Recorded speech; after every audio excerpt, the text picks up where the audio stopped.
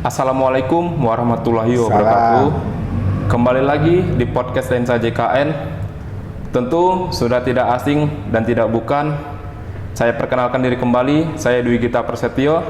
Nah, di sini telah hadir bintang tamu kita, Bapak Charles Ferry Junaidi, selaku Kepala SDM Muka di kantor cabang Kabanjahe.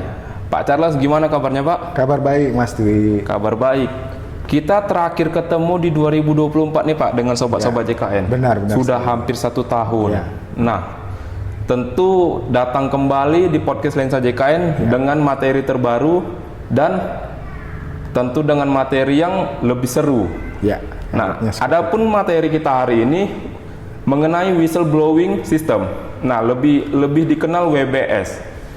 Sobat JKN perlu tahu nih Pak, apa itu WBS Pak? Baik, terima kasih Mas Dwi. Jadi sebelum kita bahas lebih lanjut, tentu kita harus perkenalkan terlebih dahulu apa itu whistleblowing system. Jadi mungkin kami sampaikan juga ke sobat-sobat Lensa JKN, whistleblowing system itu adalah mekanisme atau cara yang dibangun oleh BPJS Kesehatan dalam melakukan pengelolaan terhadap pengaduan pelanggaran. Ya, jadi mungkin kita kan tahu ya Mas Dwi bahwasannya dalam menerapkan tata kelola yang baik ya di BPJS Kesehatan tentu ada hal-hal yang kita harapkan bisa dilaksanakan dan tentu hal-hal yang memang harus kita hindari. Nah, itulah gunanya whistleblowing system ini sebagai semacam mekanisme atau sistem ya, bagaimana supaya nanti kalau misalnya ada kecurangan atau misalnya ada pelanggaran kode etik maupun perbuatan-perbuatan yang melanggar hukum yang dilakukan oleh pegawai BPJS Kesehatan bisa dilaporkan melalui sistem tersebut. Mungkin demikian. Oh, jadi begitu Sobat JKN. Nah, gini Pak, dengan keadaan yang sudah Bapak jelaskan, tentu ada yang menjadi latar belakang kenapa WBS ini diatur di BPJS Kesehatan Pak. Ya. Baik, mungkin bisa saya jelaskan terlebih dahulu terkait WBS ini kan tadi sudah saya sampaikan bahwasanya mencakup juga terkait dengan kode etik ya kan, kemudian menghindari pelanggaran dan seterusnya. Nah, bila kita bicara WBS ini maka kita nggak bisa jauh dari yang namanya kode etik. Ya, jadi setiap instansi itu punya yang namanya kode etik ya, di mana kode etik itu sendiri adalah semacam cara ya, cara yang digariskan atau ditentukan oleh suatu organisasi bagaimana supaya setiap pegawainya, setiap instannya ya, mulai dari kalau di BPJS Kesehatan itu Mas Dwi mulai dari direksi, dewan direksi, kemudian dewan pengawas hingga pegawai, bagaimana berperilaku dan melaksanakan pekerjaan sehari-hari termasuk dalam berinteraksi dengan stakeholder. Ya, stakeholder dalam hal ini bisa saja dia katakanlah peserta, bisa itu kemudian pemerintah daerah, bisa itu pejabat-pejabat di lingkungan pemerintahan dan seterusnya. Jadi kembali lagi ini latar belakangnya tadi mungkin sebagai untuk mengatur lah ya bagaimana supaya berperilaku dan menghindari hal-hal yang tidak diinginkan. Nah, adapun latar belakangnya tentu supaya ada cara bagaimana kemudian pihak eksternal ya, misalnya siapapun itu melihat bila ada pelanggaran yang dilakukan oleh pegawai BPJS Kesehatan tadi yang dalam berinteraksi tadi ya. Jadi mungkin kalau kita berkaca ya, kalau di instansi lain ada pengawasnya ya. Nah, di samping ada pengawasnya juga ada mekanisme caranya bagaimana kalau sekiranya ditemukan adanya hal-hal yang tidak sesuai ketentuan dan bagaimana cara melaporkannya. Jadi itu sih latar belakangnya, makanya kemudian ada WBS ini. Seperti itu Mas Dwi.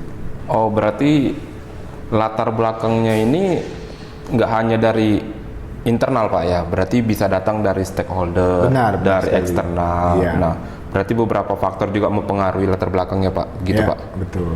Nah, jadi Pak, kita kalau mengenai latar belakang tentu ada yang melandasi Pak. Nah, kalau kita tarik dari segi peraturan, apakah ada Pak perdir yang mengatur tentang WBS ini Pak? Ya, jadi kalau kita bicara dengan peraturan tentu harus ada ya rambu-rambu yang dibuat khusus supaya sebagai pedoman ya dalam mengimplementasikan atau melaksanakan whistleblowing system ini. Kalau di BPJS Kesehatan itu sendiri aturannya disusun dan ditetapkan melalui Peraturan Direksi Nomor 25 Tahun 2022 tentang pedoman sistem pelaporan pelanggaran whistleblowing system di BPJS Kesehatan. Di mana ruang lingkupnya ada beberapa ya, mulai dari bagaimana prinsip dalam pengelolaan WBS, kemudian bagaimana mekanisme pengelolaan WBS-nya, kemudian bagaimana kebijakan perlindungan terhadap pelapor ya, pelapor ini tadi bisa siapa saja ya, kemudian bagaimana cara untuk melakukan sosialisasi atau internalisasinya, dan terakhir tentu perlu ada evaluasi terkait dengan ketentuan yang dibuat ini. Gitu, demikian. Oke Pak. Maka gini Pak, dengan peraturan yang memang kita bilang jelas Pak dilandasi Perdir Pak. Nah, untuk WBS ini sebenarnya Pak ditujukan lebih ke stakeholder atau sobat-sobat JKN atau memang yang memang ekosistem JKN Pak gitu. Jadi lebih ditujukannya istilahnya emang untuk internal, eksternal atau gimana Pak gitu? Ya, baik Mas Dwi. Kalau tujuannya sendiri tentu ini tadi sebagaimana disampaikan di awal adalah mekanisme atau cara ya untuk pengelolaan pengaduan. Jadi tentu ditujukan kepada siapa saja gitu, bisa saja oleh internal ya, internal BPJS Kesehatan maupun eksternal. Nah artinya begini, bisa saja salah satu tata nilai inisiatif yang ada atau budaya organisasi yang ada di BPJS Kesehatan adalah integritas. Nah, terkait integritas ini, maka semua duta BPJS Kesehatan mulai dari tingkatan direksi hingga staf itu melaksanakan pekerjaannya sesuai dengan ketentuan yang ada, sesuai dengan aturan-aturan yang ada.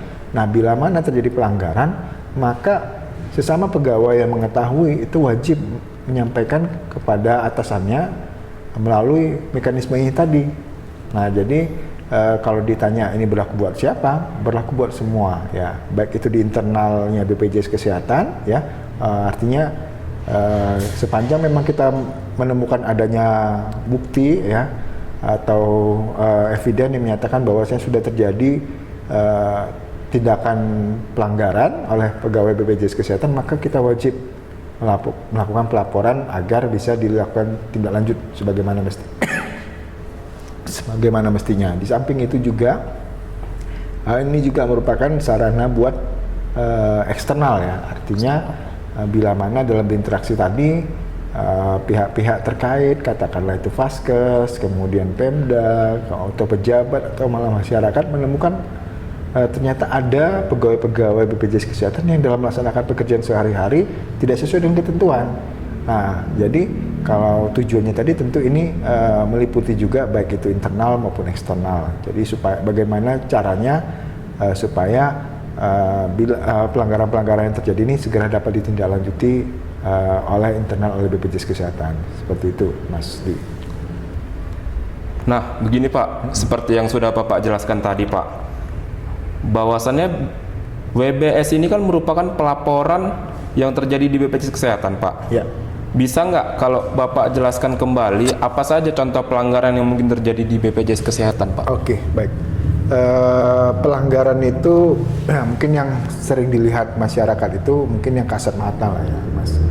Yang kasat mata atau yang kelihatan jelas misalnya terkait dengan katakanlah bisa saja misalnya pungutan liar yang seperti itu, ada permintaan biaya di luar ketentuan misalnya, itu yang pertama. Yang kedua misalnya meminta ada gratifikasi, atau misalnya ada kickback ya kepada siapapun itu pemangku kepentingannya ya. Atau misalnya juga penggunaan sarana prasarana BPJS Kesehatan untuk kepentingan di luar kepentingan organisasi misalnya. Nah, itulah beberapa contoh pelanggaran-pelanggaran yang bisa dilaporkan pada Komisi Etika untuk bisa ditindaklanjuti. Jadi sekali lagi pada umumnya segala macam pelanggaran ya yang umum tentu bisa dilaporkan sepanjang memang ada buktinya, bukti pendukungnya ya. Jadi tidak terbatas dari contoh yang saya sampaikan tadi saja, ya artinya silakan saja kalau masyarakat ataupun misalnya stakeholder atau Vaskes menemukan ada pelanggaran-pelanggaran lainnya, ya bentuk-bentuk pelanggaran lainnya, itu bisa juga diadukan. Jadi tidak terbatas pada yang disampaikan tadi. Apapun hal-hal yang mungkin secara normatif ya dirasa itu bertentangan dengan ketentuan, ya silakan itu pun bisa dilaporkan, ya misalnya ada oknum katakanlah seperti itu ya Mas ya, yang oknum yang sengaja mempersulit ya menambah-nambahi ketentuan gitu untuk bisa katakanlah memperlambat proses registrasi ya